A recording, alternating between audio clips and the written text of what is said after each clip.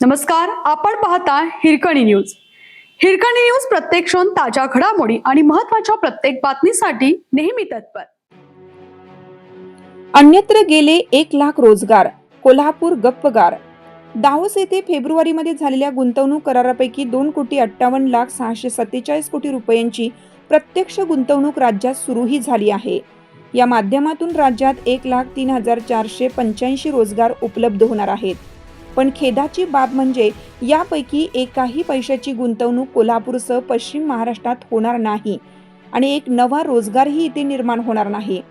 Davos करारातील बहुतांश गुंतवणूकदारांनी आपल्या गुंतवणुकीसाठी नाशिक, पुणे, मराठवाडा, विदर्भ आणि कोकणाला प्राधान्य दिल्याचे दिसते. अगदी मागास समजल्या जाणाऱ्या गडचिरोली जिल्ह्यातही जवळपास 1 लाख कोटींची गुंतवणूक झाल्याची दिसते.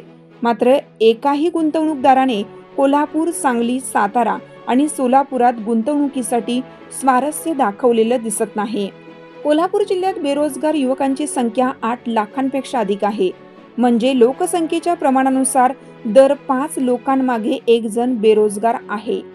अशा परिस्थितीत जिल्ह्यातील लोकप्रतिनिधींनी जिल्ह्यात नवनवीन आणि मोठे उद्योग आणण्यासाठी जीवाची आटापिटा करायला पाहिजे होती. त्यासाठी राज्य शासनाने तगादा लावायला पाहिजे होता.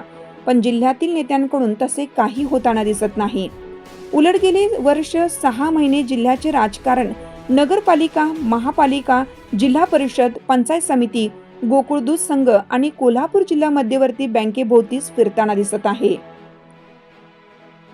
आपल्या हिरकणी न्यूज चॅनलला लाईक करा, शेअर करा आणि सबस्क्राईब करायला विसरू नका आणि रहा अपडेट.